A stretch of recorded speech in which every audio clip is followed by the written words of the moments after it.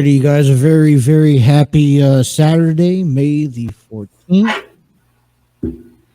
And let's get right here on a Saturday afternoon. I am Justin, and I think it's only appropriate if, let me find it here.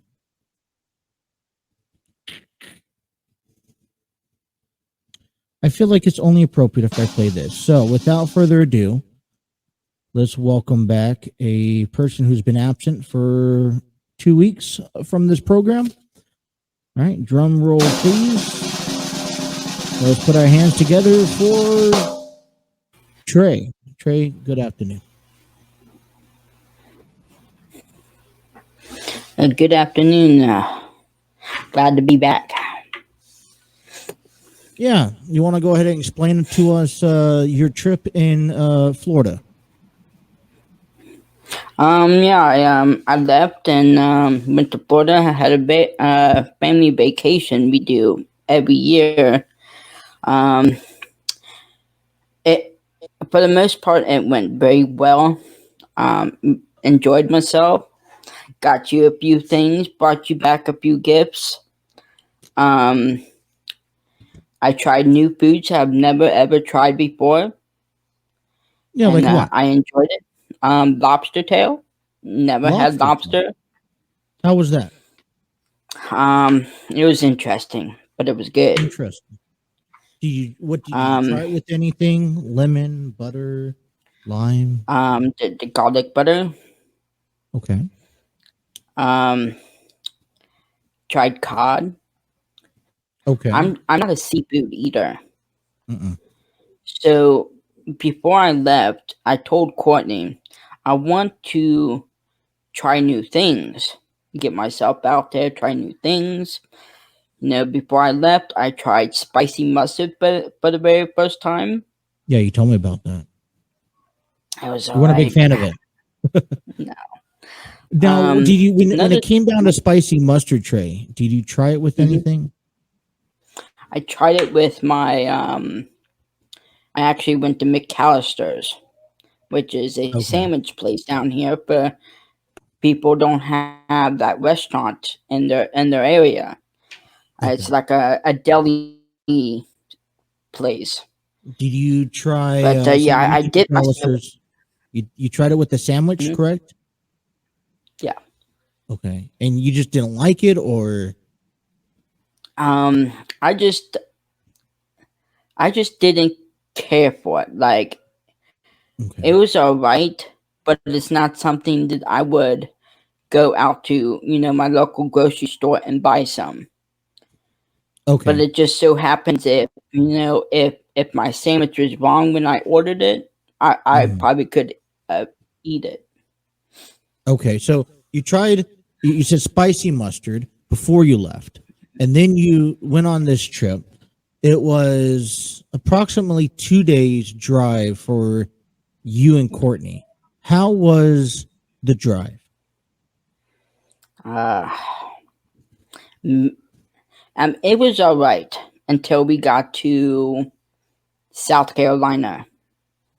Then it just got humid as heck. And then my car decided the AC wasn't going to work. Of course. So, just imagine being in down south, 90 degrees out. It's 90 degrees in the car, no AC. So what does Courtney do? I don't know if I told you this, but yeah, she decides to take off her shirt while driving. You did tell me that.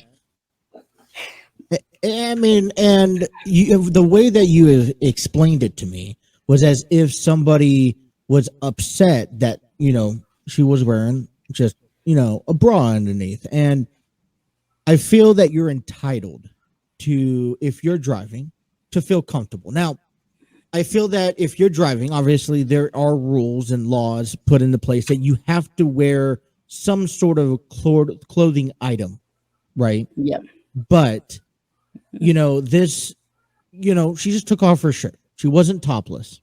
She had something on. And there's not a single problem that I would have. Listen, when you're the driver, I feel that you're the one who needs to control the thermostat, control your seat, control the music, because you're the one who is liable to pay attention to the road.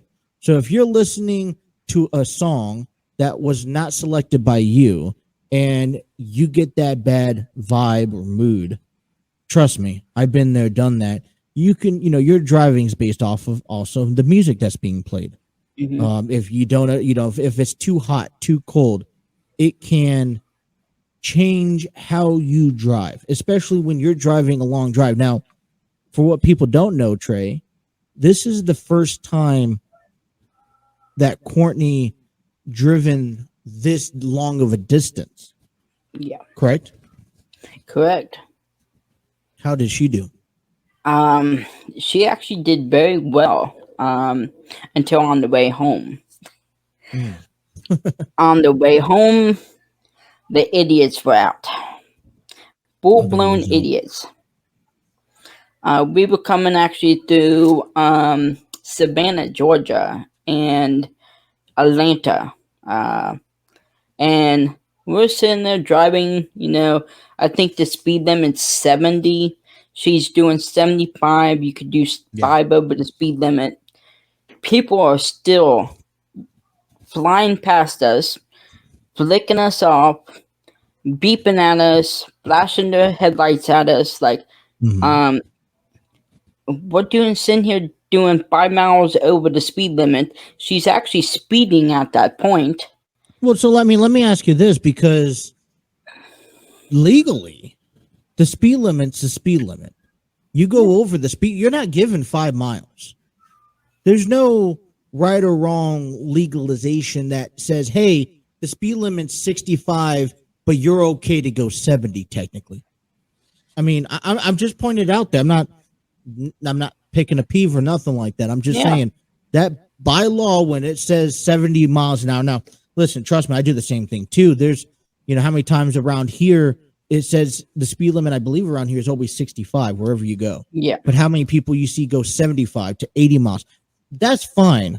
I'm just saying, especially when you're traveling through states that you're not familiar with, law enforcement or the rules or regulations of the road, I say, listen, on travel, making that travel, because this is about 10 and a half hours. It's actually 13 and a half hours. Okay, 13 and a half hours. I say that you got to drive however you're comfortable driving. If that's 5 under the speed limit, that's 5 under the speed limit. If that's 5 above, then that's 5 above. You got to be able to, you're the one who wants to be able to make it from point A to point B without any issues. So, yeah. When I actually got to my first destination on Thursday night, wow, you made some really good time. It was Brunswick, Georgia. Mm-hmm. So we actually left at 7 a.m. that morning, got into Georgia at 6:30. Now, everybody's like, how did you do that? You made great timing. They actually thought she was speeding. But, she was, like I told you, she was going 5 over. She would actually set the cruise control. That's all she did the whole time. Yeah. And we still made it there in 10 hours. Mm-hmm. So, for this first hotel, the AC was broke. So, it was cranked to the max. So, basically, I was an ice cube that whole morning, all night. Yeah. You're right. What else? I went to Arby's, right? 10 hours, you're in the car, you're cranky, you're hungry. I go to Arby's and I order a French dip. When I go to a restaurant, I expect to get everything I order. Mm-hmm. I didn't get my dip. So I'm mad. Oh, gosh. So, the travel wasn't that bad, Trey. I know you talked to me about it. We stayed in communication.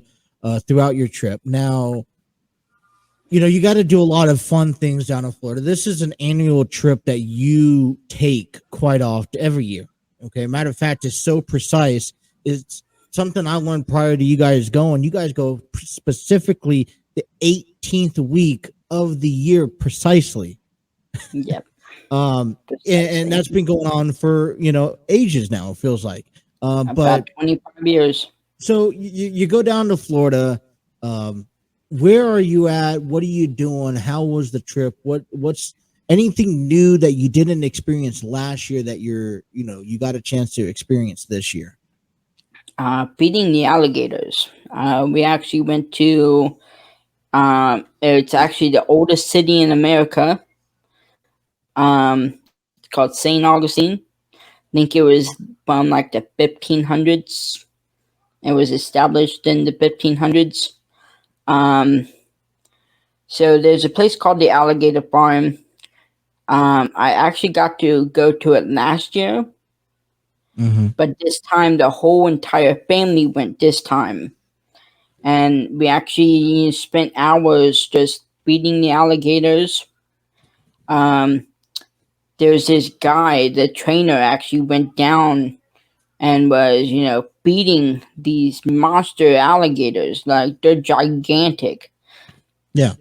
Like, how is he brave enough to go down there knowing these alligators can, snap at you in an instant? Have you ever thought about the way, if you were to go out alive, the way that you would do it?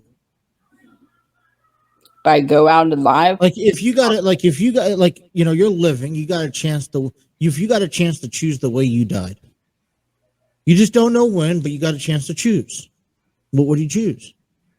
Oh shoot. I mean, maybe this alligator trainer obviously spent, years, and years training with, experience with alligators. And yeah, I mean, they're just, they can snap at any time, but sometimes you think about that. I'm like, when I was growing up, I'm like, I always wanted to, I was always fascinated, because I always went to SeaWorld.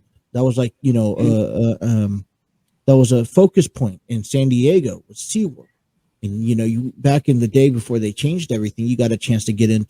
The trainers got into the water with the orcas, and they would, do the acrobatic moves and stunts and whatever the case may be. And that was like, as an 8-year-old kid, I'm like, I want to do that when I get older. You know what I'm saying? Like, I want to become, a trainer. I'm like, it can't be that hard. And then, you see all these actions. Well, I'm like, it's kind of like what they signed up for. You think about like NASCAR racers, some of them, when I don't think anyone wants to die on the track, but it happens. Freak of nature happens, of course. So I don't know. Maybe this guy would be comfortable one day. Hey, if I was going to be taken out of this earth, maybe that way, do it that way. It doesn't make sense. Like, you're gonna have he was feeding them dead rats, like full-grown dead rats, and you have all these gigantic. They were not baby alligators. They were full-grown monsters of an alligator, feeding them. Yeah. Well, let me ask you this, because I saw a video a while back, like piranhas, for example. The rumors of the piranhas being vicious and dangerous, that you wouldn't want to go in the water with. Well, this guy puts his arm in a tank of piranhas. Nothing happened. You know why? Because they were well kept. They were fed. They weren't starved. I think maybe that goes to also saying towards alligators too, how well are you taking care of them? If you're keeping them, if they're eating 30 pounds a meal and they eat twice a day, let's just say, I don't know nothing about alligators, but let's just hypothetically say, right? And you kept them, well fed. You think they're going to try to come after you? I mean, anything can happen, but I mean, what happens after a while, Trey, when Courtney doesn't, give you food? You could go on a vicious route and you're getting up pouncing on people, right? I mean, doesn't that work the same way? But if you're well kept, you get food every other chance you get. You always got food around you, and you're satisfied. Then you don't get irritated. You don't get agitated to the point where you're going to want to snap as often, at least. My thing is, these are wild, came from the wild. Okay. Wild alligators. Me, myself, I'm not going to go down there. Well, I mean, that's why you didn't go down there, but I'm just giving you a comparison. Yeah. I mean, Trey, you're a wild person too. I mean, I'm just smart enough not to go down there with these alligators. I don't know. I've always thought maybe it's a cool experience. Just to see. I don't want to get up too close, but to be able to get up close enough, maybe further than you, without a barrier in between. And it's like you do question how dangerous are alligators, because in the wild, it's the hippos in return that does more of the dangerous, cannibal stuff than alligators. And so I don't know. That's always interesting to think and talk about. And what's also awesome to see is they had albino alligators also. What is an albino alligator? They're white instead of the normal alligator. Yeah. I don't know what the difference is between, How does one become an albino alligator? Like, I was always like, how does a white lion, is that an albino lion then? If it's a white lion, like they used to have a white lion at the Cincinnati Zoo. What, like, do you just call it a white lion? Is it an albino lion? I mean, what makes it an albino alligator? Because it's white? I'm guessing. I don't know. I'm curious. But you got a chance to do some other fun stuff. I'm glad that you got a chance to have fun. You do it again this time in a year. You get to go back again.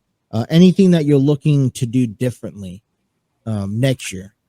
Well, we were trying to go to Cape Canaveral, which is the Space Center, right? Because my niece went down there, called off. Got out of school. So the school was like, oh yeah, you could go. It'll be excused as long as you come back with educational stuff. Oh. So they had to fill out stuff, making sure she was getting educational stuff. So we were going to go to Cape Canaveral so she can learn about, space. Right. And then their tickets were very expensive. They were like $61 for adults and $50 for ages 11. You better be getting NASA information. You see how expensive that is? So my 4-year-old niece would have costed $50. That's crazy. That's crazy. And the cool part is, if my niece would have stayed up until maybe 5 a.m., I think it was Thursday or Friday before we came home. There was actually SpaceX or something launched, and you can actually see that from our hotel. Did you get a chance to see it? I was actually sleeping, but my grandpa was actually awake and caught pictures. So if I knew that was going to be happening, I would have got up just for that purpose. See, I didn't even know. Right. My grandpa was just sitting there laying in bed, and it came on TV that it was launching in like 20 minutes. Yeah. So he had to hurry up, get dressed, get outside. And by the time he does that, there ain't no way getting you up at that time. Exactly. Well, listen, I'm glad to hear that you had fun. We'll talk about it throughout the rest of the program. We have, a good amount of stuff that we'll bring up. A lot of this stuff is spread out throughout the weekend here.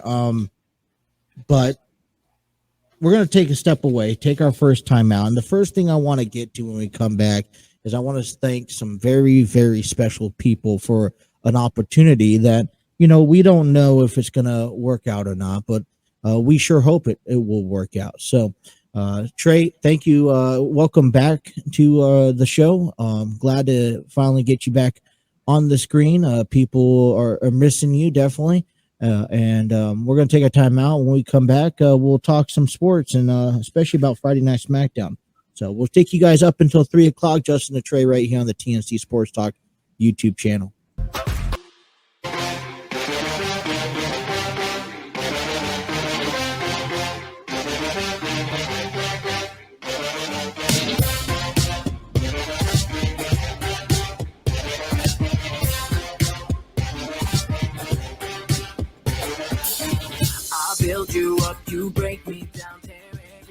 All right, TNC Sports Talk is brought to you by Manscaped, who is the best in men's below-the-waist grooming.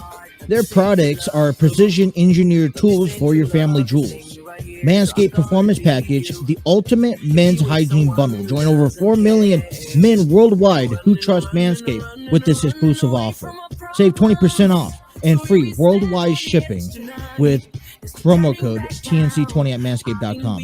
If my math is correct, Trey, that is about 8 million balls. And while we talk about Manscaped, we got a chance to work out an opportunity for us with Manscaped. And about a month ago, we started this, or about 2 months ago, Trey, you got a chance to reach out to Manscaped in a potential sponsorship for our show. And within that sponsorship, they gave us, 2 bundle packages. I want to say it was the hygiene package. All right. You got the lawnmower. I even have it over here. You have the crop duster. You have, the deodorant for down below. You got a bag, you got the newspapers, and you and I sat there and we got the products. We tried the products, and it wasn't a bad. Let me do that. There we go. It was a very useful product. I found it very helpful. And for someone who, like me, all right, who finds it difficult to find to find that one product that works, Manscaped, when I was thinking about wanting to try Manscaped for myself, just on a more personal basis, I was skeptic, because it's like, do you really want to invest time and money into a product that you really just don't know nothing about, right? It's like trying that new meal at a restaurant that you never had before, and you don't know if you're going to like it, but it's $30 and you don't want to spend $30 and not enjoy your meal, right? When you go to Applebee's, because you go once on a blue moon, but you've been to Applebee's. When you go to Applebee's, Trey, do you know what you order? You almost order the same thing every time, right? Pretty much. Because you know that you're going to like it. And for $15-20, you know what you're going to get out of it, right? Now, if you sat there and said, hey, on this menu, I wanted to try something completely new for $20-25, you're going to think long and hard, right? Yeah. Because the last thing you want to do is spend $25 on a food product that you don't like. And so that's the same thing for me. Trying to go spend money on a product that you just don't know nothing about makes you think long and hard about it, and it makes it difficult for you or for one to want to buy the product. But so Manscaped gives us, as a trial run, gives us product for us to try. And I could tell you off the bat, I've used this thing maybe a handful of times, Trey. I've charged this the first day that I got this. The lawnmower 4.0, right? Yep. It's still, I haven't charged it since. Really? I'm not joking you. I haven't charged it since the day I got it. I charged it the day I got it, but I haven't charged it since then. And what I like about it is that they have you're spending money on a razor for down there, which is nice because it's a product that you can sit there and dedicate one part of your body to this. Okay. And it comes with the charging point. You put this in, you plug it in, and it says right there. So it's a nice fancy holder too. They think they go the extra mile. Manscaped goes that extra mile for you. I would have never thought of this. All your other blades, like I have one for my beard. I'm not using my beard on this. All right. Sorry. You're not going to get me using my beard, which is fine. I have one for my beard. Yeah. It doesn't have a fancy stain to it. It has a plug-in to the back. You got to put it down with the cord just dangling around. So you have your razor laying on the counter. Well, this nice stand, it fits comfortably. It looks nice. All right. I love the way it looks. It comes with the bag, so you could take it to go with you wherever you went. I don't know if you took it with you to Florida, but then afterwards, you hop in the shower, you get cleaned up, and when you come out, there's usually a routine. I have a routine when I get out of the shower. There's things that I apply. All right. Let me put deodorant on. Let me put, spray on. Let me, but what I've been able to do is, all right, let's put some of that deodorant on from underneath. And it's like, it doesn't irritate. It's very natural. It's very calm. It's very easy to apply. And then later on throughout the day, when you feel like you're running out, they got you that crop duster spray. You spray once or twice, and you're good to go. So the thing is that Manscaped has maybe prior to this trial, Manscaped was something in question for me, right? Mm-hmm. They got the refined cologne, which I'm looking to get the cologne. Now the cologne, I'm sorry, it's expensive. I don't know what the cologne's going to smell like. I tell you this all the time, Trey. When I take a shower, and I like to use the same from body wash to deodorant to spray, I like to use the same product all the time. And the fact that Manscaped has a deodorant stick, body spray, cologne, and body wash all at the same time, that I feel like there is that, all right, let's get this package together and see if there's something that we could work with. So I'm still looking forward to getting mine. I know you're getting yours on your way, but Manscaped has really, really built my confidence in taking care of myself. You know what I'm saying? Most definitely. I hate hair being places. Mm-hmm. And it's been aggravating me, and then Manscaped came around. Mm-hmm. And it's really helped me personally. Right. As a kind of like confidence. It makes me feel better about myself. It makes you what? I was just gonna say it makes you want to take care of yourself, because prior to this, it was a hassle. It was a chore to want to take care of yourself, groom yourself, and all that stuff. And when Manscaped came along and they gave us these fundamental things, simple things, it was easy. It doesn't, it put confidence. It made me want to invest time in grooming and taking care of myself. And you forgot to mention one thing about that lawnmower. What did the light? The light helps you. Okay, does the light really help you see, though? Yeah. Are you seeing things? I just go down there and do my business. Listen, I think it's a unique touch. What do you do? Are you shaving in the dark? Yep. In the dark. There's places where, listen, I'm a bigger person. All right. And I know I'm getting off subject, but there's places where I just don't see myself. Right. What's that like going to work? And if I'm doing my thing, what's the light gonna do? Is it like drawing a line of where to stop at? Like, is And it? my I mean, don't get me wrong. The light's not a bad feature. For me, I just haven't found the purpose for it. You know what I'm saying? no, there's people out there with no electric and all that, and that's going to help them. That's okay. Okay, listen. Then how in the world are they charging it if there's no electric? Good idea. That was a bad example. You know what? And I could have think of one for you if they took it on the road. I just don't see where I mean, there's nothing wrong with the light. I just don't see where it comes into place, through this.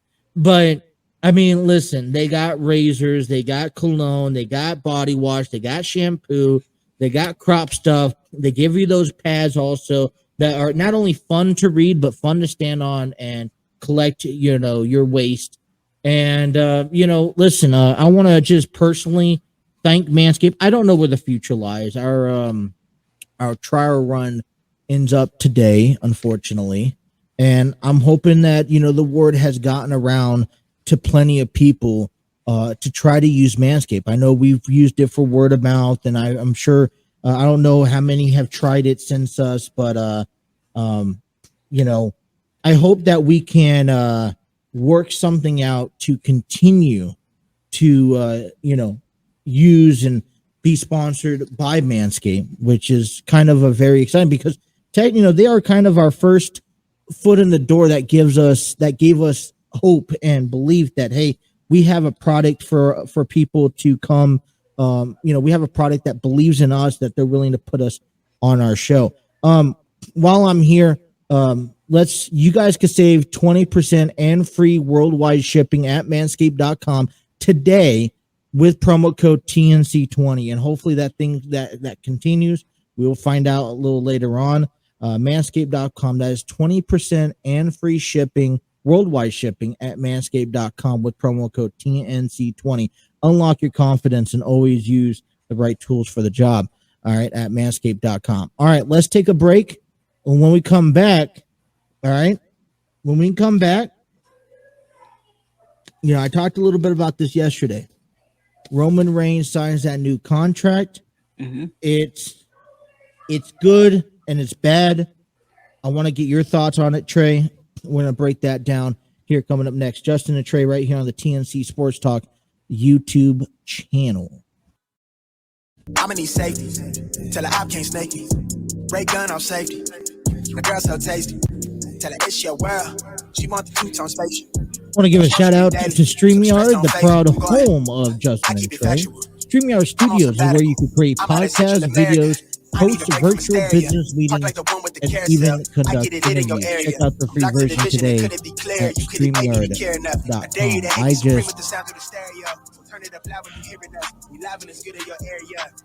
I sat there and I was about to come back from break. And as soon as we come back from break, the first thing that I'm hearing, I hear this bang coming out. And that's because it's raining outside and it's 85 degrees. Trey's joining us back after he came back from a vacation. It feels like forever since you has been back on our show. Listen, there's a lot of wrestling things taking place, and something that actually came through a couple earlier this week was Roman Reigns signing his new contract. Matter of fact, I believe you're the one who actually told me about that. And, there's positives and negative things. Do I think that he deserves a contract extension? Yes. I think that if the WWE needs to do whatever they can to lock up the guy that has carried them the last year. Now, you got to remember, Drew McIntyre was the face of WWE in 2020, and Roman Reigns came back in the middle of the pandemic and decided to take over and created the Bloodline and everything. Now, there's logistics of the contract, Trey, that I'm just not agreeing on. Okay. I feel that when you take him away from the house shows, when you take him away from certain pay-per-views, all right, even after the fact, Trey, that he's won both titles, both Raw's main title, WWE Championship, and the Universal Championship. When you win both of them, in my opinion, you have to represent better than ever, because we've seen this done before. We've seen Brock Lesnar carry that one title and not show up. And now Roman Reigns is not going to be in the big, certain locations. Roman Reigns is only going to fight so many matches. He'll make appearances, but is appearances good enough, though, for Roman Reigns, and not only for Roman Reigns, for the WWE? See, that's a good question. If he's going to be the champion, I don't feel like appearances are good enough. I feel like if he's going to be the champion, he needs to defend that championship at every pay-per-view. I totally understand he might be dealing with an injury right now. Okay. Because, he did fight Brock Lesnar at WrestleMania. There was rumors of him actually being injured. Right. Which would make sense why he barely wrestled at Backlash. Mm-hmm. But he needs to defend that title. Right. Well, here's the bigger picture. Okay. I was taking notes. I feel like the one, I heard this on Armchair Booking the other day, that Roman Reigns potentially will be going into the movie industry. Mm-hmm. It's that simple. And I don't know how it sits with you, but I'm okay with that.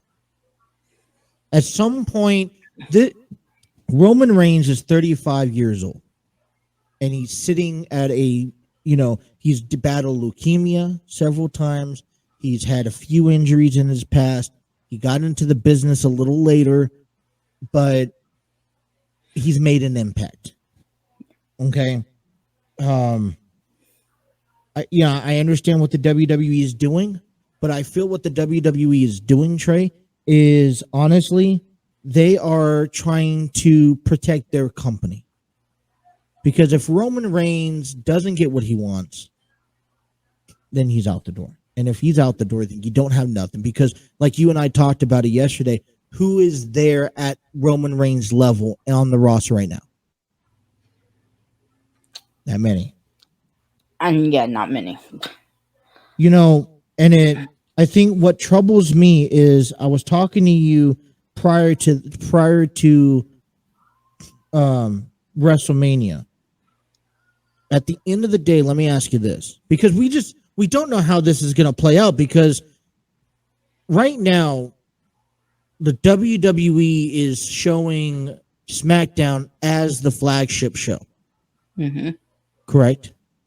Yeah. Because everything that is important to the WWE is being taken place on SmackDown, which, by the way, you want a prime example, next Friday, the unifications for the tag team championships will be taking place on SmackDown. Why couldn't it happen at WrestleMania Backlash? I don't know. But it's going to take place on SmackDown, which it's fine, but there's nothing to see. Everything is going to SmackDown. What's being done on Raw, right? Roman Reigns unified those titles. I told you, I need to see him. There's two directions that you could go down. You could have him you could have him defend those titles and make it one title, which I'm fine with that. But you know what that means? He needs to show up on both Raw and SmackDown. Alternate every month with who his number one contender is. Or what the WWE needs to do is create a unique, separate main title for Raw and put it back on Raw. Because my next question, which is one big complete circle, Trey, is how long can the WWE last without you're unifying those titles, most likely it's going to the Usos. Yeah. I'm sorry, it's a spoiler. Okay, so you're unifying those titles.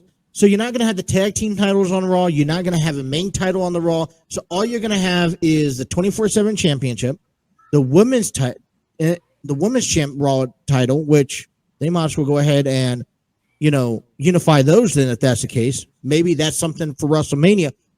But then you got Austin Theory for the United States Championship. And that's it. And I don't know what the direction that the WWE is going in.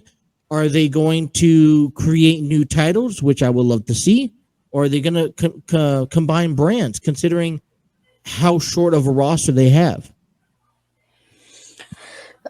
I'm with you. I think they need to make new championships that don't look like they are now. They look identical to one another, and I don't know how much longer Raw is going to be without a main title. Well, how long do you think they're going to last? I think that's more of an important question, because it's been 6 weeks, and you're, like you mentioned, you're getting tired of seeing Cody Rhodes and Seth Rollins already. You could only do so much right now with Judgment Day. So that's the question, the ultimate question. How long will WWE last, knowing that Raw, a 3-hour program that is not really as much entertaining these days as SmackDown, how long can they last before it's okay? I'm lost. You know what I'm saying? I mean, I'm already lost. And as a wrestling fan, for someone who's been dedicated to WWE for that long period of time, it is disappointing to be lost and confused in the WWE universe. Yes. I'm confused. Like, you have Cody Rhodes and Seth all the time. Mm-hmm. Where's his main title? Seth and Cody could be fighting for that, which would elevate the feud. Right. Because you're actually fighting for something. Then you have people like Kevin Owens and Ezekiel fighting over who's who. Like Kevin Owens' stepbrother. We'll cover more about that tomorrow. That's that's a whole conversation. Like, what the heck is going on here? Yeah. And then you have 24/7 championship getting defended like crazy, when it should be the main title being there. Right. So I will say, under this new contract, that Roman Reigns is a part-timer. Okay. I'm sorry to say it, but that makes him no different than Brock Lesnar. That makes him, okay, and that I still say that makes him no different than Ronda Rousey, although we did see her in a match last night. And that makes him no different than Edge, which is now playing a different role more, which I like Edge's role, and we'll have to break that down in Judgment Day tomorrow. But Roman Reigns is that part-timer. The WWE is trying to do whatever they can to protect him. And I understand if he got hurt, you don't want to bring him up, but he's not going to be at the Hell in a Cell pay-per-view.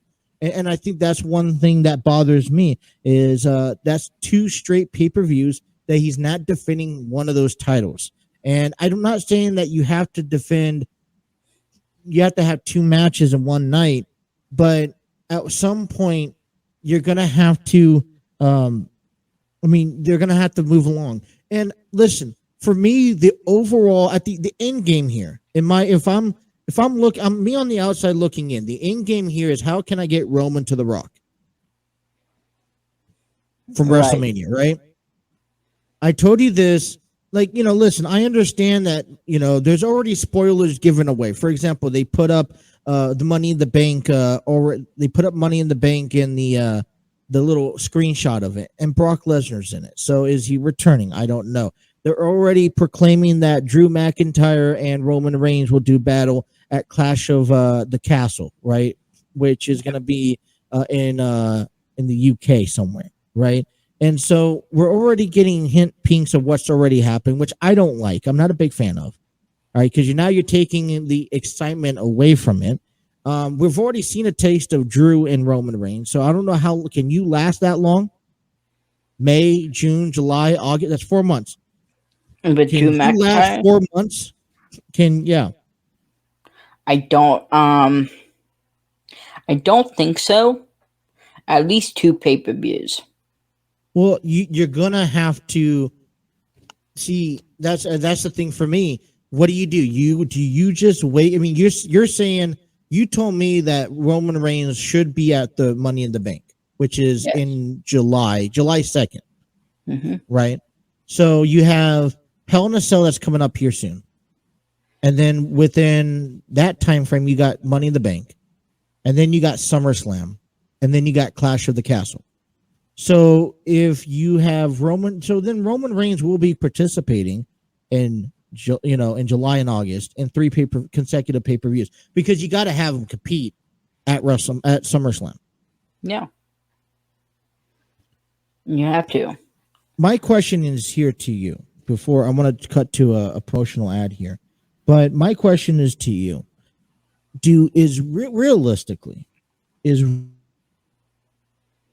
Roman Reigns at the level of Brock Lesnar? And I'll go more in depth the reason why I'm asking that right after.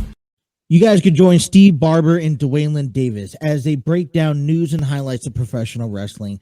Check the Armchair Booking Podcast is a weekly wrestling podcast found on YouTube and all audio streaming platforms. Go check out and follow Armchair Booking now. All right.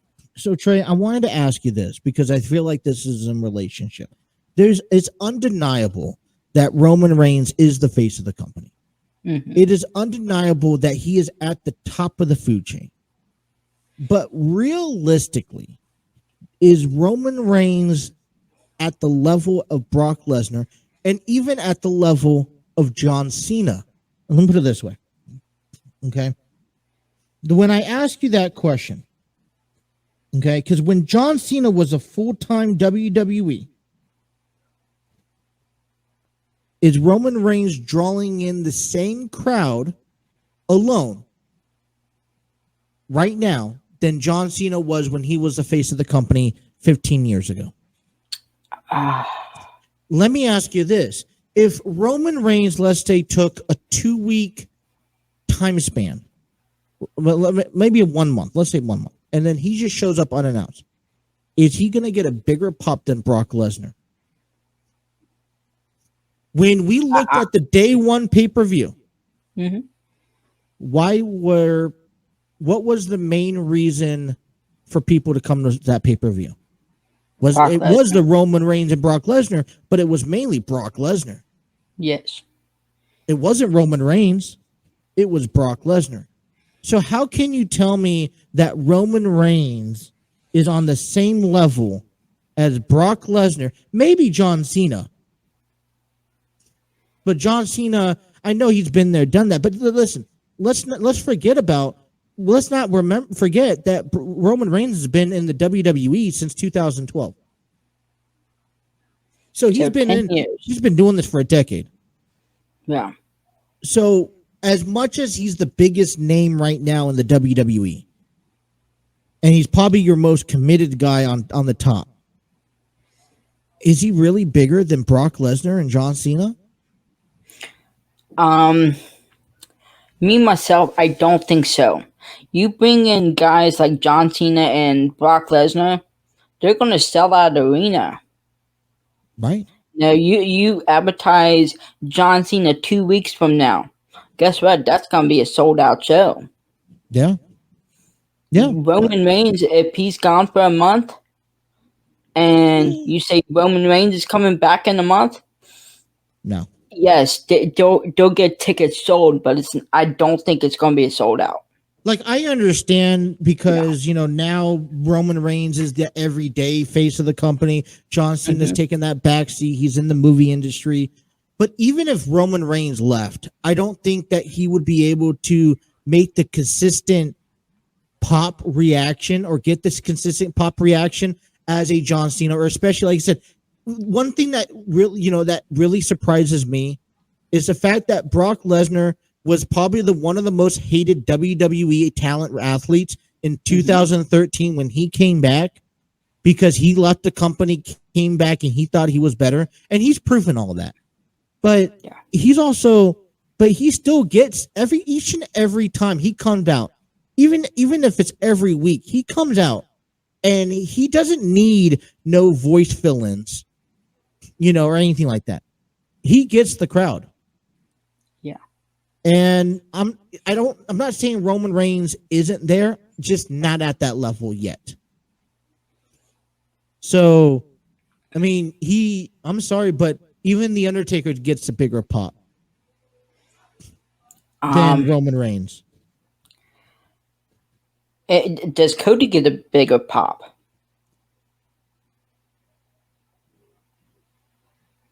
So the thing is with Cody, I feel, and this is just my opinion, I feel that they have quickly to rush him back into action on Raw. And now he's making his weekly appearance, which is fine. But for me, that's my problem, is that that excitement, that grand tour that he was supposed to go on is not really a grand tour. Especially the fact that Raw is an aftermath to SmackDown. You know what I'm saying? So I don't quite know where Cody fits in the line. I don't think he gets a bigger reaction than Roman Reigns. But yet again, you got to remember, Raw is on a 3-hour time period. And it's also to do with the lighting. You understand that when the Bloodline comes out, it's dark. All right? It's a spotlight. Cody Rhodes doesn't have that spotlight. It's light. Everything's bright on Raw.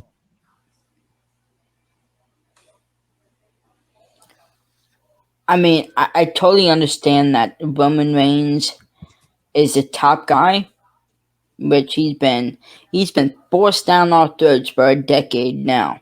Mm-hmm. That was Vince McMahon's goal, was to make him the next John Cena. John Cena said it himself. Right. Okay. So, but let me ask you this before we go to break.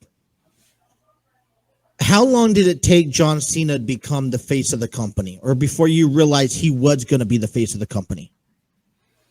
Not long. Probably 3 to 5 years. Yes. They've been pushing Roman Reigns for 10 years. Exactly. And they just now got him to where he wants to be at. And this is the only reason why I think it's going to fail. Is because of that. It's the only reason. I'm not saying it's going to fail. But I just don't think it's where as much. I think there's a little bit of over-exaggeration. And when we come back from break, Trey, I'll actually give you a good point, because Paul Heyman actually made it a post, tweet earlier this week about something about the Bloodline. And I'll tell you about that when we come back. Justin and Trey continues hour number 2 here next on the TNC Sports Talk YouTube channel. Alrighty. While we're here, let's I kind of just want to walk people through. It's been a while since you guys looked at our merchandise page. And if you guys head on over to tpublic.com/user/TNC-sports-talk, you guys can just click on the description or click on the link in the description of our show. You guys can find our merchandise page on TeePublic, and we have a couple of different ones. Now, my favorite one here, even our pastime ones, which I like. My favorite one here is still our. I like this here, our official logo. And right now, they actually have a sale. It's only $14 per T-shirt, but this one was made by our creative designer Adam Lee, who is still working on other ones. I believe he's still working on other ones, right? He is. Okay, so we have hoodies, stickers, kids T-shirts, mug. I love the mugs. I got myself the coffee mug that I like. There you go. I love that one. And so as they come out, we're still going to put them out there. So I want to encourage you guys to head on over. TeePublic always has a sale going on. Usually at some point, you guys can save anywhere between 20 to 30 just 50% off some of the times. And so, T Public is really good to buy product, and these products last. I mean, you still have your shirt, right, Trey? I do. And that lasts still. So, yeah, check us out at T Public and get our merchandise today. Now, I want to see if I pull it up. I didn't pull it up yet. While you're doing that, I want to say something. I want to say a get well soon to Adam. He's been very sick for the past week, so hope you feel better.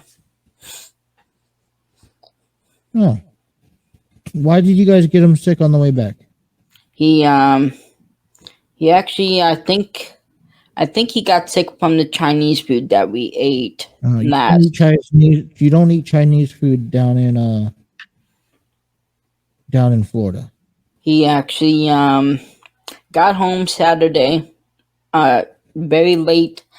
Went to the hospital the next day, and found out that he got a parasite from something down in Florida. So he's been very sick.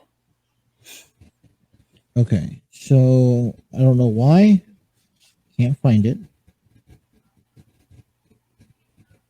Okay, so basically what Paul Heyman, I can't find the specific quote or tweet, but there's a specific thing that Paul Heyman proclaimed. He stated that the Bloodline is the greatest fraction of all time. How's that? You said it wasn't a spoiler, but I told you from the beginning that the Bloodline is the greatest fraction of all time. And yeah, not even close. Not close at all. Not even in the WWE. Yeah. Not even at this moment. I can name two. DX, you got NWO. Evolution. Undisputed Era. The Hart Dynasty. I'm not, listen, there is also a different time period. I guess here's a better question. Do you think that the Bloodline would have lasted during the Ruthless Aggression Era? The Bloodline, like all three of them. All three of them. Even throw in Solo Sikoa, throw in Naomi, throw in Tamina. I just say throw people in. Throw in people. There's one person that could, but the whole Bloodline, not a chance. Without Dwayne Johnson. I'm not talking about him. I'm talking about Bloodline. The three that is established. I don't think that even Roman Reigns would have lasted. I think he could last. This Roman Reigns. The tribal chief. Roman Reigns, I think he could keep up, but yes. I don't think he could go across guys like JBL. I don't think he could go across guys like The Undertaker back in his prime. Do you really think he could? He maybe would be able to handle Kane, but do you really think he could handle Batista? I think those two could be a battle. What about the original Triple H? I'm talking about the cerebral assassin Triple H, not the one. I'm gonna make a statement. I think Roman Reigns could handle himself on Raw. Smackdown, really? not a chance. You got guys like Eddie, Undertaker, Chris Benoit, Kane, the Boogeyman, Fit Finley. I would have loved to see Roman Reigns and Fit Finley do better. Listen, I came across my desk. I want to say yesterday. I don't know why I didn't save the picture. But realistically, the Bloodline is nowhere near even a successful faction. Now, yeah, they've done a lot of successful things together, but you got to also remember, take a look, compare this to outside the WWE for a second, because you know why the Bloodline is at the top of their game? Because there's nobody to face them. Nope. WWE put them there. WWE was the one saying, hey, let's go ahead and fall through with this idea of the Bloodline. Let's give him Paul Heyman. Because Paul Heyman is a successful business promoter. Yeah. And let's make this a big entity. Try doing the Bloodline out there on the independent circuit, like the Bullet Club. Right? No. Try doing what NWO. I mean, you think of NWO and you think of the Bullet Club. Who else is out there that's not part of the WWE? Oh. What about John Moxley, Bryan Danielson? That's a fraction with Wheeler Yuta. They did that on their own. You got Red Dragon. Red Dragon. Well, yeah, because they were already existence prior to NXT. Yeah. You got the Bullet Club, which I think is the big one, right? Yeah. Any other big fractions that we could think of? Oh, even the Inner Circle. Oh, yeah. I forgot about them. The Pinnacle. Pinnacle, yep. See, here's the difference. AEW is not helping them out. They have to go out there and create a name for themselves, right? Yeah. Roman Reigns, the Usos, and as much as I do enjoy them, they get help a lot by the WWE. You know why? It's because while they're being spotlighted, WWE is putting everyone else down. Yeah. Right? WWE, it's the hands of the WWE. See, AEW, everyone has that fighting chance. They're getting opportunities to be up there. Some of them are making it through, some of them are not. But when it comes down to WWE, let's face it, Trey.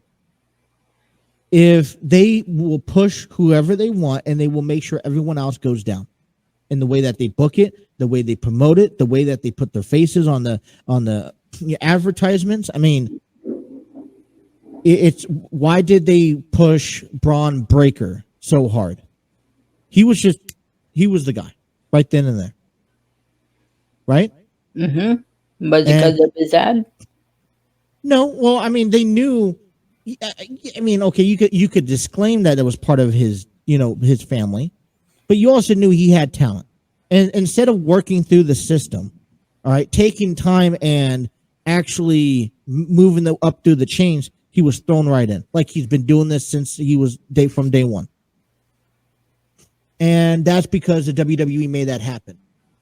He got to surpass Solo Sikoa, which, by the way, I believe, if I'm not mistaken, Solo Sikoa, I believe, came right after him, around the same time he did. Yes. But what about LA Knight? What about, he made Tommaso Ciampa that 10 years or 5-7 years at Tommaso Ciampa in NXT. They made him look bad. I mean, Finn Balor. Yeah. Terrible. So WWE has a tendency to control who gets put up and who gets brought down. And my question is, why do they do that? Why make the one guy the head of the table, like the face of the franchise, and everybody else gets left behind? You go up to AEW. You don't want. Here's what's going on in AEW right now. All right, is it a pretty sight in AEW? You got like 20 different guys trying to be the spotlight on the main event. All right, that is not including women. You all right? This thunderstorm is getting to you, isn't it? But let me put it this way. AEW has so many different guys trying, and I listen, I enjoy these battles because I feel like they have a little say in what they do. They go to Tony Khan, hey, I got this idea. Let's bring this idea through and through. Let's make the best of it. Let's try to make a name for yourself. The WWE, they give it to you on the silver platter, and they expect you're the one to go out with that gimmick or that storyline and get people to sell for you. And when it doesn't work out, the WWE blames you, the wrestler, the individual, for not making it work out instead of taking accountability, saying, hey, this didn't work. So when Ezekiel's character doesn't work out, because I don't see it working out, they're going to blame Ezekiel for that mistake rather than taking accountability for allowing it to happen. AEW, they'll take accountability, but they also allow more leeway in their product for people to come in and develop themselves. When the problem is that when the WWE wants to highlight Roman Reigns and the Usos, you don't hardly, when it comes down, WWE always has that one spotlight. You know why they have that one guy in that spotlight? That is strictly because the WWE is afraid. They have a strategic way of doing business or conducting business.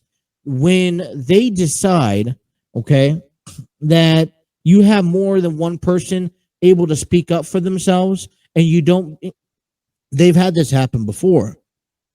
They want one person speaking for the company, one person they can control and keep a close leash on. They don't want 5 or 6 or 7 different people. That's why you don't see WWE talent go on to the Busted Open podcast. All right. Trey's having a little bit of technical difficulties. We're going to take a break. We're going to come back. We'll give you guys a sports update around baseball, NHL, and all that stuff, and then we'll come back and talk a little bit more professional wrestling. Justin and Trey continues here on the TNC Sports Talk YouTube channel.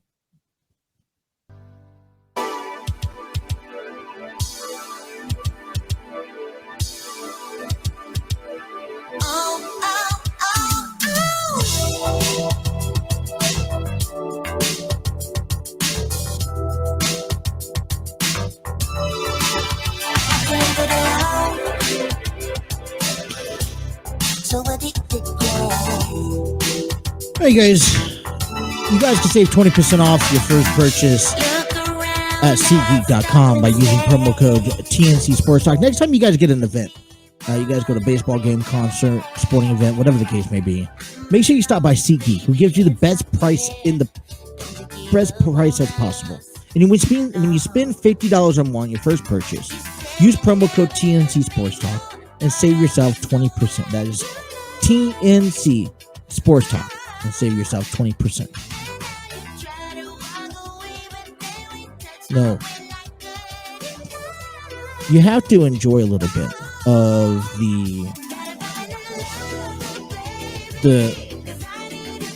the feel of when a ball club wins.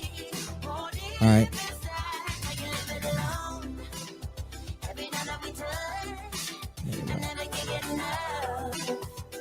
The Cincinnati Reds picked up a victory yesterday. Final score 8-2.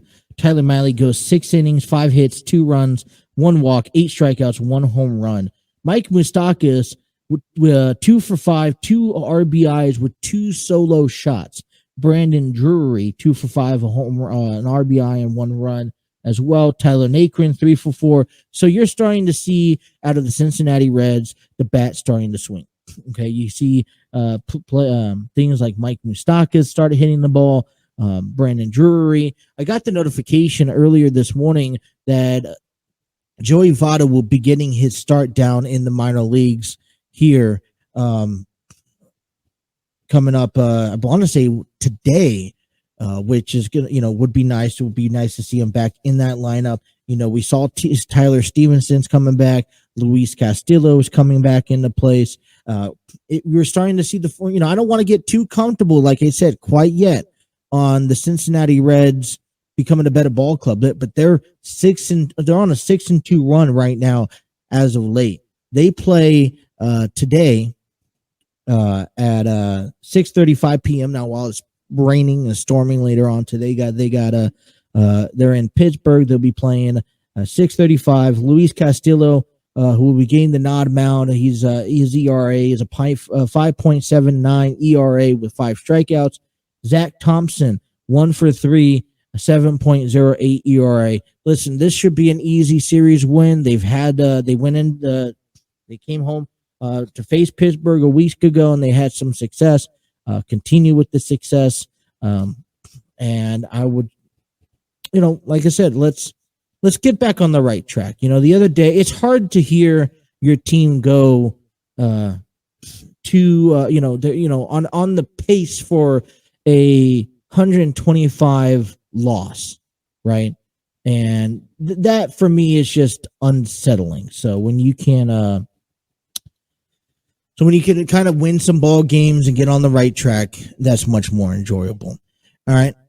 When we talk about Cincinnati, when we talk about the Central in the National League, you have Milwaukee. You wonder why they're in first place.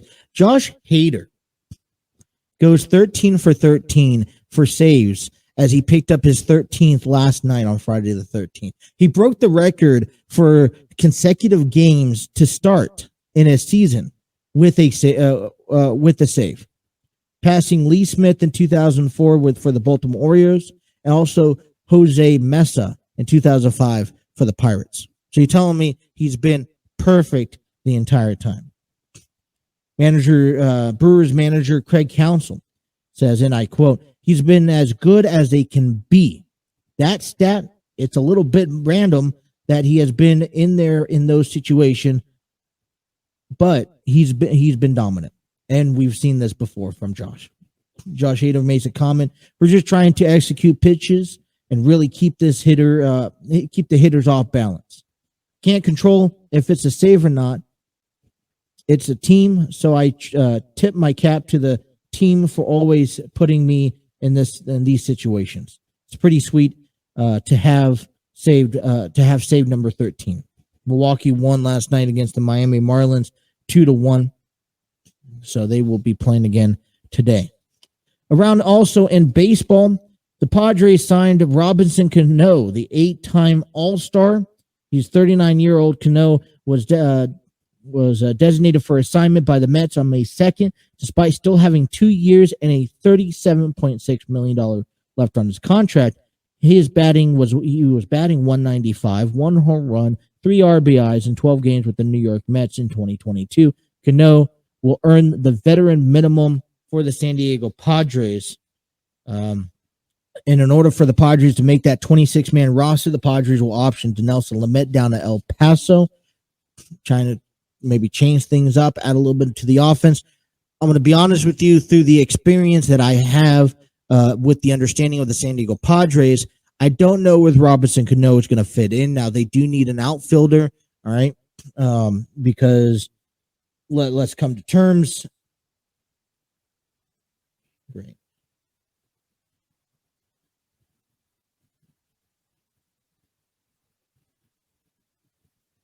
So the Padres need an outfield. They got Profar out there in left field, but Robinson Cano could play a utility guy. He could be a guy who could play outfield. He could play the designated hitter spot, kind of help out that rotation a little bit. Over in NHL, okay, I talked to you a little bit about the series of NHL hockey. Game 7 is going to be forced between the New York Rangers and the Pittsburgh Steelers. When you think of NHL hockey, for the longest time,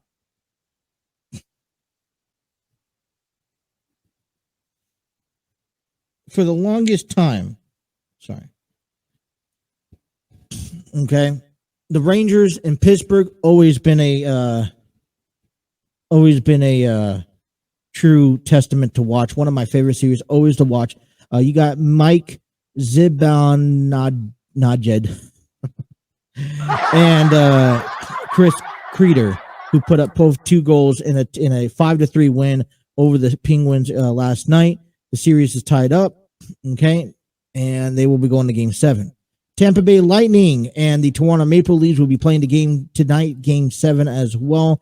Also, Boston Bruins, okay, I told you guys about this, that the Carolina Hurricanes have a really good defense. Well, the Boston Bruins have been able to work around that and pick a couple of victories. They tied the series to come back for Game 7. That's going to be also tonight.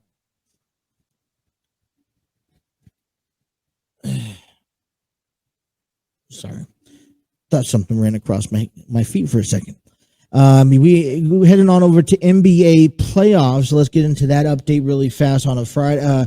On Friday last night, Golden State Warriors defeat Memphis Grizzlies 110-96 to advance in the NBA playoffs. Golden State will face the winner of the Dallas Mavericks and the Phoenix Suns that will be playing tomorrow. All right.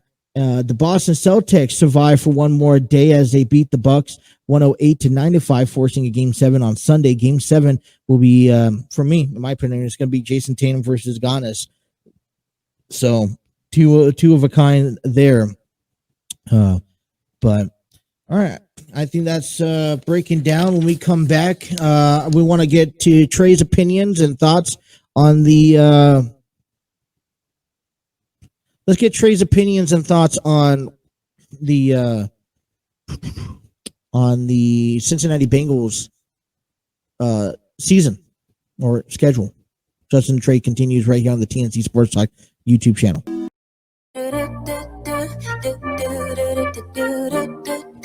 Yeah.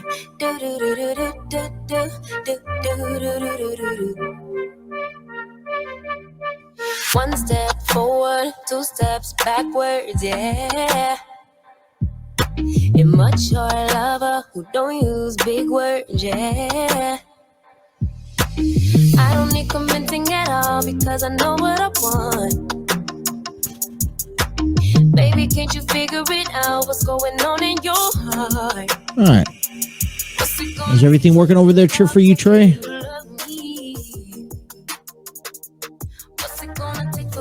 Your microphone is off.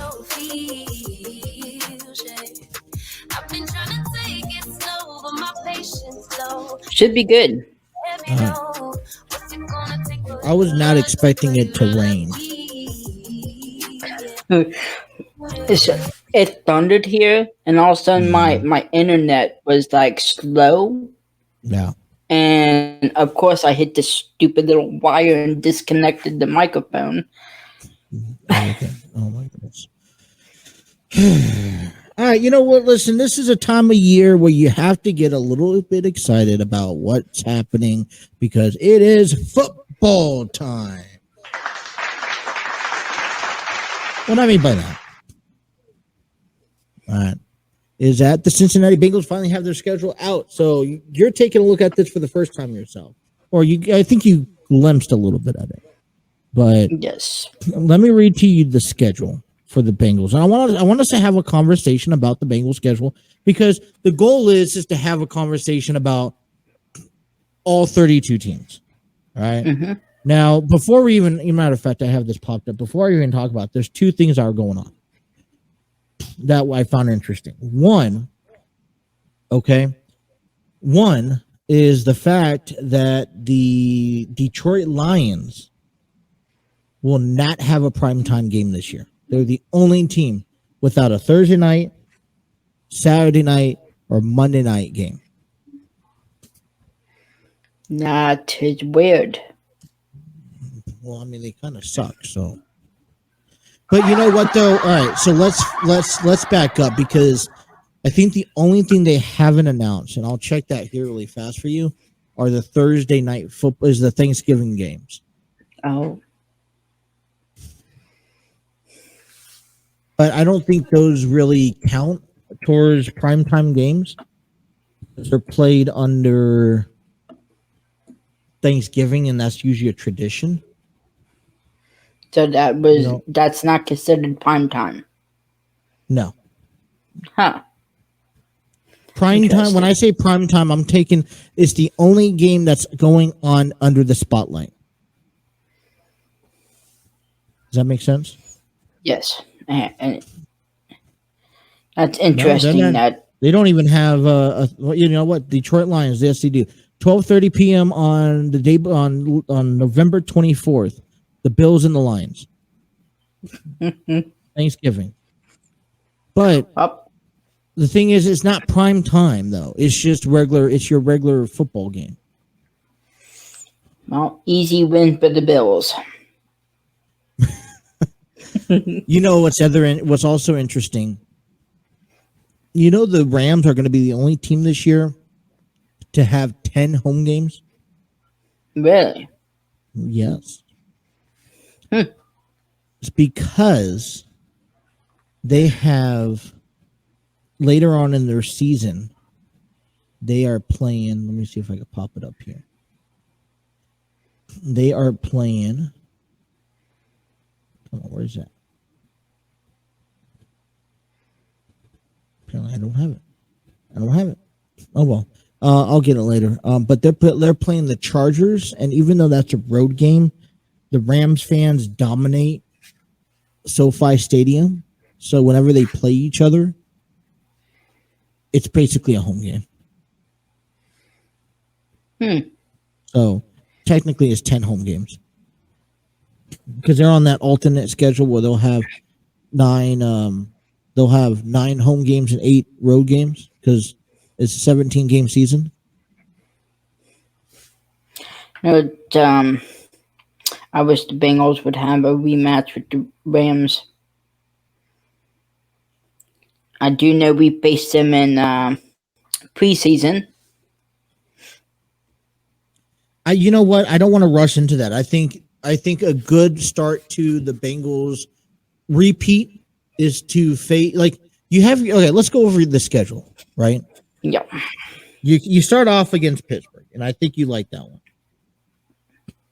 Love it. And the one thing that I know you and I talked about was the fact that it was not a primetime game because this game is going to be kicked off at 1 p.m. Now, I understand that it's not the first game, right? Yeah. It's not the first game because that belongs to the Super Bowl champions, but it still should be a primetime game. It should take priority over a Sunday night or a Monday night game. And I mean, I agree. It should be a primetime game. Or it should be the only game to stand alone. Maybe like start an hour earlier at noon. I mean, these two teams are bitter rivals. And they should get that spotlight. Especially what happened with the Bengals' success last year. They should get that respect. No, that's the way I feel. I think you and I are on the same page. But but then the Bengals head over to Dallas and into New York. Now, the last time the Bengals went over to New York, it was not a walk through the park. Okay, but I understand that there was some things going on at the time. But if you want to look in the first 4 games, because then they come home to play Miami, and that's the first month, right? Yeah. So Pittsburgh on the road to Dallas, New York, Miami. These first 3 games, we know how important and how it can make or break your season. All right. We don't know what we're going to see out of Pittsburgh. We don't know what we're going to see out of Cleveland. We don't know what we're going to see out of Baltimore. Baltimore's been living underneath the rock, right? Yeah. Cleveland has been dealing with Baker Mayfield issues, and now they're not going to go, trade him because they don't know what the punishment for Deshaun Watson's going to be. Pittsburgh doesn't have Dwayne Haskins. All right. So you got Mason Rudolph, you got Mitchell Trubisky that looks like, and then you got Kenny Pickett. Okay. That's the draft pick. And I don't know if you're expecting him to be that first year quarterback, and I sure hope not. But then you still have to follow through with Mitchell Trubisky. You just don't know what you're going to get out of Mitchell Trubisky, right? Right. So Pittsburgh is really up in the air. This division's, the only lock set in stone that you have a clear path of what the team is going to do in the AFC North. That is the Cincinnati Bengals. Hands down, let's be honest with you. So Pittsburgh is going to be a good game. You already talked to me about tickets. That's going to be $200 just to get high nosebleed seats. Dallas, over in Dallas, I feel like that will be a great testament for them and to start their season right on the road. Mm-hmm. If they could survive Pittsburgh and Dallas, then you have to head over to MetLife Stadium and face the Jets. Just don't know what type of Jets you're going to get. And it's in MetLife, and I know that the Bengals do struggle playing at MetLife Stadium. Then they come home to Miami. That should be a walk to the park. Then your next four is Baltimore, New Orleans on the road. And already it's shaping up to be a difficult road series here for the Bengals. I feel like that's what's troubling me the most. I'm a little worried about that game. Okay. Well, you got Baltimore, you got New Orleans back to back. I feel like that takes a lot out of you. And then if you can survive that, you'll come home to Atlanta and to play Atlanta. Right? And then you're on the road to Cleveland. So in the first 8 games, you only get 3 home games, and then you get 5 road games. You have 2 road trips. Now let's also go back and talk about the first 8 weeks. Let's talk about let's end at 9, because then you have a bye week on week 10. Then you come home to face Carolina before your bye week. Now that's all fine and dandy. I'm all pleasant about that. All right. So Carolina should hopefully be a walk through the park. Maybe Cleveland. I don't know what type of performance you get out there. The problem is with Cleveland, you may have Deshaun Watson return by then. Okay. And the Cleveland Browns are not a bad team. They just had a lot of drama last year, and they had a lot of injuries last year. I mean, let's not. Last year, the Browns swept us. Right. So that's not going to be a walk to the park. If people stay healthy for the Browns this year, it could be a dangerous sight. So you play your entire division the first half of the season. Okay. Atlanta, I want to say that you could win Atlanta, but I just don't know. Right? Yeah. Can't really tell you that. I'm worried about Baltimore, New Orleans, Dallas, Pittsburgh, and Cleveland. I'm worried about Dallas, New Orleans, and the Jets. Well, the Jets, I think that the Jets. It all depends. If Cincinnati goes 0-2, then I'm worried about the Jets. Because, last year when we faced him, Trevor Lawrence ran all over us. Who? Isn't his name Trevor Lawrence? The new quarterback? Not for the Jets. Oh, who did he play for? That was the Jaguars. Oh, okay. Never mind. Okay, then I'm not worried about the Jets then. I'm worried about the Jets, only the fact that they'll be in New York. Okay. To kick off week 11, coming back from that bye week, Pittsburgh, Tennessee. Those are going to be tough games already. 2 on the road. Come on. Then they come home to Kansas City, and then they come home to Cleveland, and then they go on the road to Tampa Bay, New England, Buffalo, and Baltimore. Let me put it this way to you, Trey. Okay? If the Bengals want to repeat, this is the year, this is the schedule right here to show the NFL nation that the Bengals are here to stay. So, how much confidence do you have in your Bengals? Consider, especially the last 8 weeks of the season: Pittsburgh, Tennessee, Kansas City, Cleveland, Tampa Bay, New England, Buffalo, and Baltimore. How much confidence do you have in them? Knowing that, you made some, listen, we could talk we could talk until the cows come home about what the Bengals have had. Yeah. And added. Right? We could say that they did a great job adding 5 great defensive players from the draft.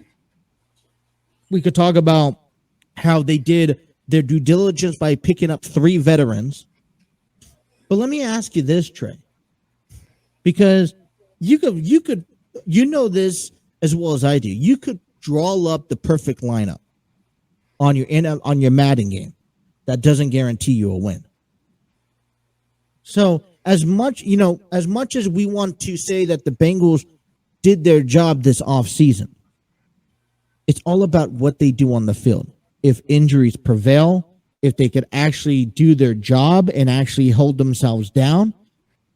And so I'm starting to get, now maybe this is just the instinct in me, I'm starting to get worried a little bit, and I know we're only in May, but can the Bengals actually hold the ground?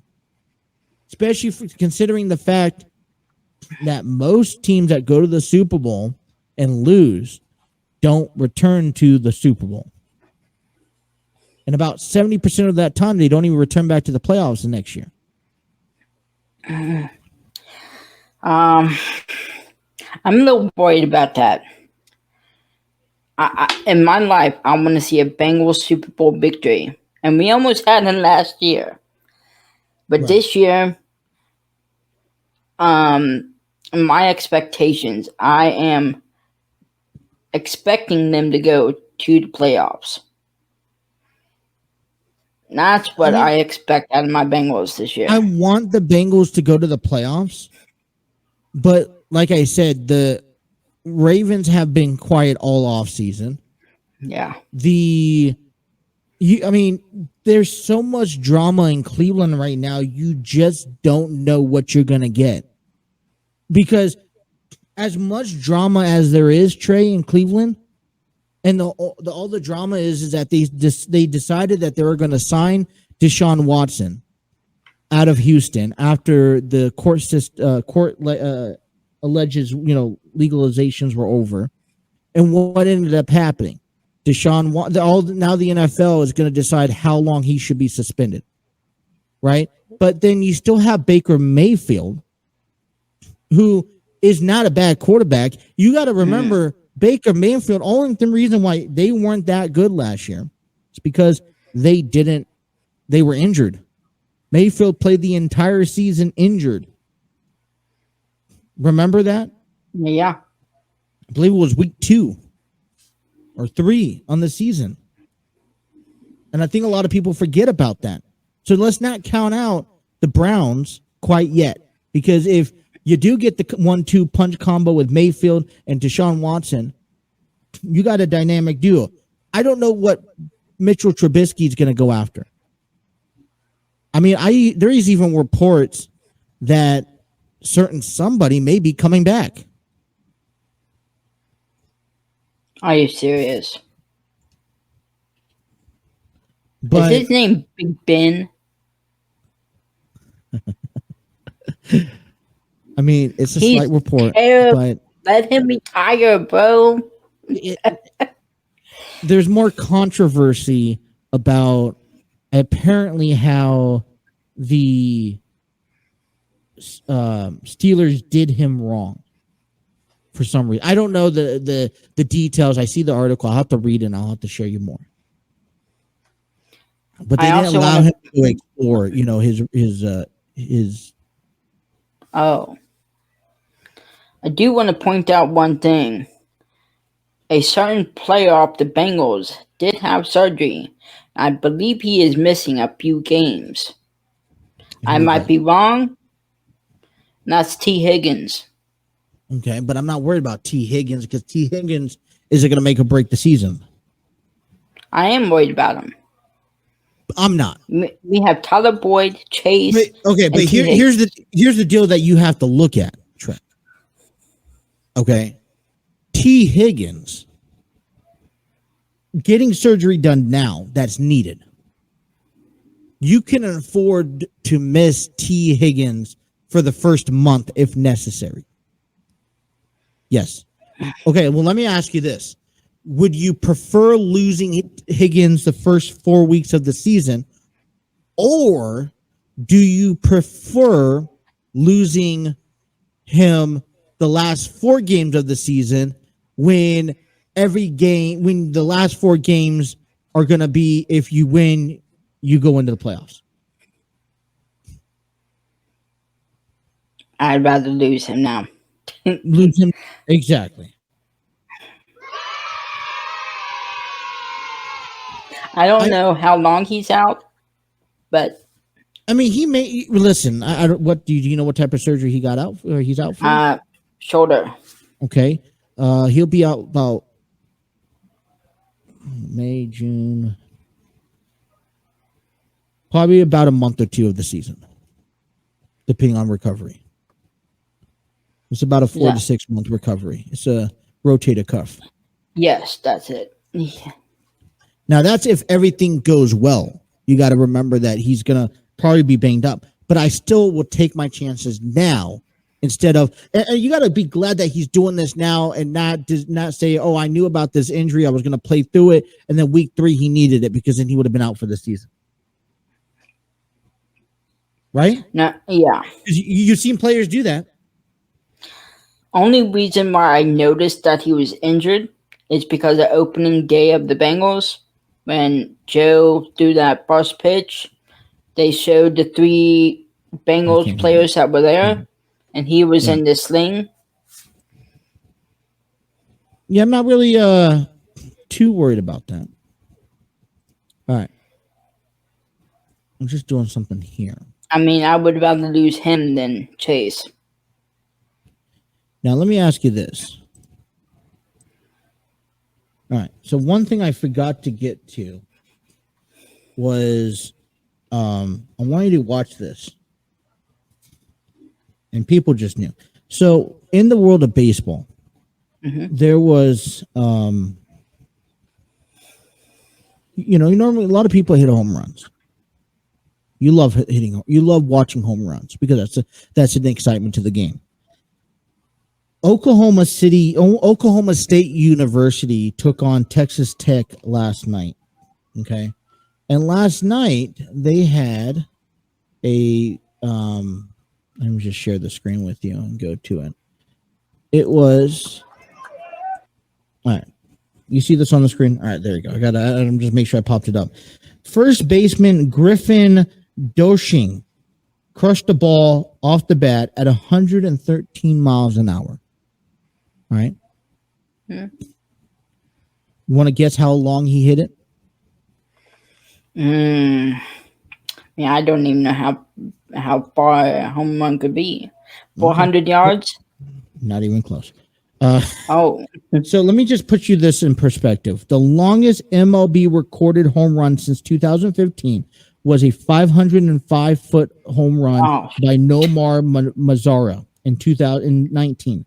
Only other home run to eclipse the 500 mark was a 504 feet by one Carlos Stanton in 2016. All right, so keep that in mind. I want you to watch this. Mendham is on deck, and he is a left-hand hitter, but he has had success against left-hand pitching this year. And Dorsey hits that one to Kansas. Goodbye. They knew that was coming. Griffin Dorsey with a monster job, his 9th home run of the year.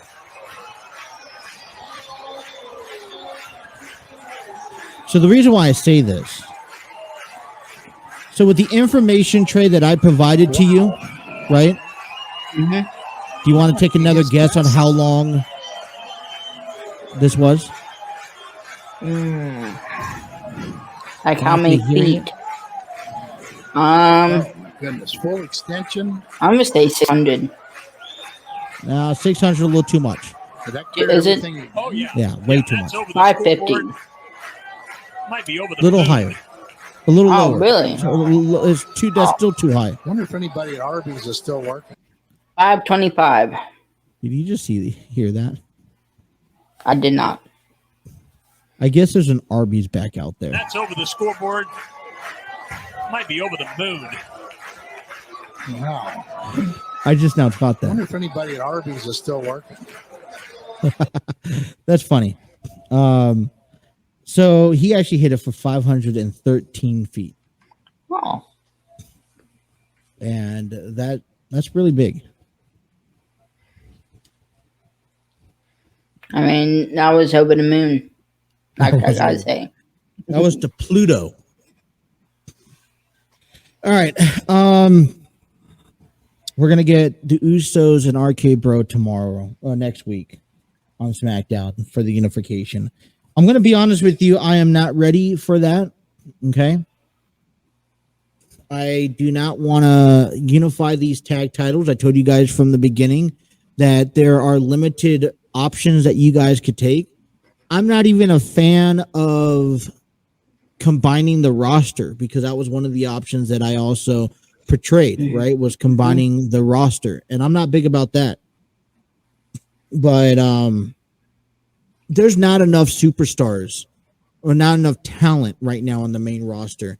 We're seeing the New Day taking on, Sheamus and Ridge Holland and Butch for like the last 3 months consecutive. It reminds me of back in 2018 when Dolph Ziggler, Drew McIntyre, and Seth Rollins went back and forth. You know what I'm saying? Where they had every single week they would be facing each other in the same match for like 2 to 3 straight months.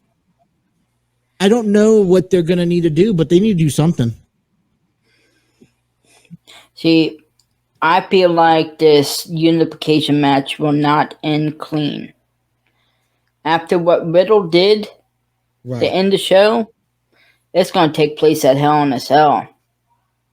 Well, okay, so if it doesn't end clean, does the rematch take place at Hell in a Cell?